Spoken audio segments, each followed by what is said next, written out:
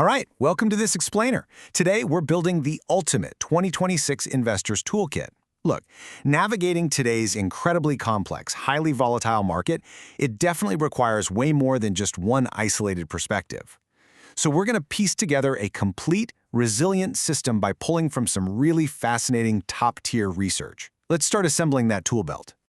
Okay, let's dive right into our agenda. We're taking a top-down funnel approach today. We'll start big with the macro supercycle, figure out where to find value, and then zoom in with AI stock analysis. After that, we'll hit the technical side with measuring market momentum and timing entries, before finally wrapping it all up in the complete 2026 toolkit. Starting off with Section 1, the 2026 macro supercycle, which we're calling the Great Physical Rebuild. So, the researchers over at ValueQuest have this really fascinating perspective on exactly where the global economy is sitting right now. For the last 3 decades, basically everything was completely obsessed with optimizing efficiency, right? Minimizing physical assets, outsourcing labor wherever possible. But now, the paradigm has completely flipped. We are transitioning into an era of resilience, and actual resilience requires hard physical capacity. They've pinpointed 6 massive engines driving this shift: artificial intelligence, semiconductor sovereignty, the energy transition, electrification everywhere, defense modernization, and supply chain reshoring. And the absolute most crucial takeaway here? These are not just isolated trends. They represent a synchronized global investment supercycle demanding massive physical capacity, all at the exact same time. And this brilliantly illustrates exactly what we're talking about. When you look at this synchronization wheel, a pretty wild reality emerges. Whether a company is building out a massive AI data center, hardening an international supply chain, or manufacturing next-generation defense platforms, they literally need the exact same foundational physical infrastructure.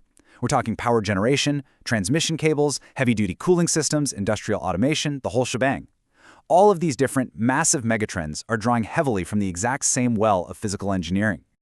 Moving on to Section 2, where to find value, picks, shovels, and market capitalizations. You know, structural investment cycles almost always follow a very familiar pattern, and that's because value creation usually happens in specific layers. The foundational layer, what we call the picks and shovels layer, made up of infrastructure and industrial capabilities, that always captures the initial capital long before the fancy application layer at the top ever sees a dime. It's exactly like the gold rush. The guaranteed absolute profits went to the folks selling the picks, the shovels, and the tents, not necessarily the miners themselves. If you want to actually ride this current supercycle, you have to look at those foundational enablers first. But what size companies should we actually be focusing on? Well, a recent analysis by JM Financial provides a really impartial, stark look at current market valuations. Large caps, think that Nifty 50, are widely viewed as safe, cozy protectors of capital right now. But here's the catch. They're trading at incredibly stretched valuations, somewhere around 21 times forward earnings, which severely limits their actual return potential as we head into 2026. On the flip side, small and micro-cap stocks have recently gone through immense pain, correcting anywhere from 40 to 50%. But, and this is a big but, as these valuations reset, gradually accumulating these smaller domestic manufacturing and consumption names in a staggered way, that could offer some truly significant long-term opportunities. All right, Section 3, Fundamental AI Stock Analysis. It is time to upgrade your magnifying glass.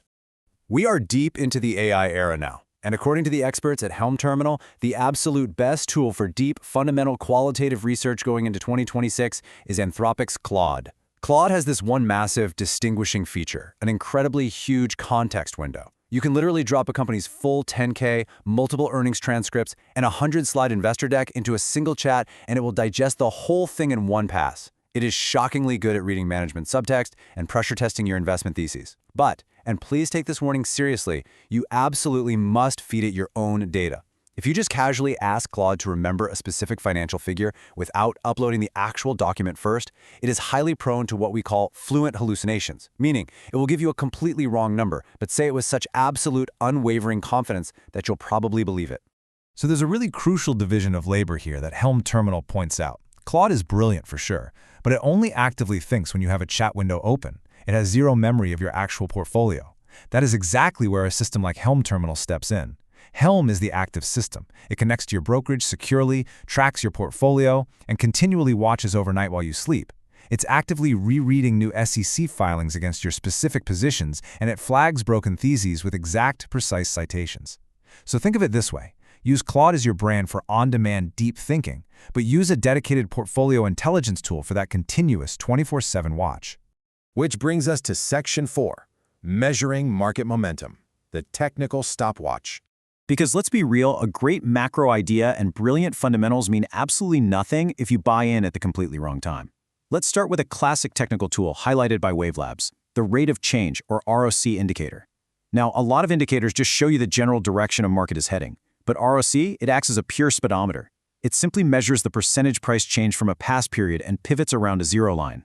If that ROC line crosses above zero, it means upward momentum is actively building. And if you use a long look-back period, say 18 months, an ROC crossover above zero can actually signal a very aggressive long-term entry point for equity investments. It tells you exactly how fast that trend is moving. Now, how do we actually combine that speedometer with what the price is doing on the chart? Enter the volatility contraction pattern, or VCP, a concept famously coined by trading champion Mark Minervini. Think of a VCP exactly like a tightly coiled spring or a rubber band being stretched to its absolute breaking point. Over time, as a stock consolidates, its price fluctuations get smaller and smaller, and the trading volume just completely dries up. This is visual proof that the selling pressure has entirely exhausted itself. When you see a VCP tightening up and your ROC speedometer starts ticking higher, you are looking at a setup that is primed for an explosive breakout. On to Section 5, Timing Entries with Pullbacks, the blueprint for breakouts. So a VCP is completely useless if the stock is actively crashing in a downtrend, right? You have to apply Mark Minervini's trend template first as a strict, non-negotiable checklist. First, the stock must already be outperforming 70% of the entire market. Second, its price absolutely must be above its 50, 150, and 200-day simple moving averages. Third, that 200-day average has to be actively trending upwards. And finally, the price needs to be hanging out within 25% of its 52-week high. You are only looking for that VCP coiled spring in stocks that are already proven winners in long-term, mathematically defined uptrends. Period. When you do finally find a stock in that strong uptrend, you sit back and watch it form the VCP base. Visually, you literally want to see buyers stepping in earlier and earlier on the chart. The first pullback might be a pretty steep 20% drop over a few weeks, but the next pullback, that one is only 10%. And the final pullback is a super tight 5% drop on almost zero trading volume. The volatility progressively contracts. The spring is now fully compressed and ready to snap.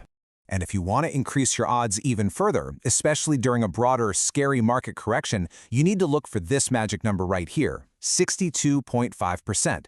According to some really extensive quantitative studies shared by DeepView, when the broader market is pulling back, you want to find stocks that still exhibit relative strength at least 62.5% of the time.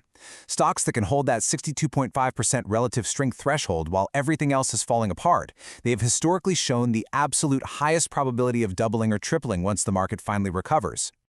So just look at how beautifully this whole top-down funnel approach comes together.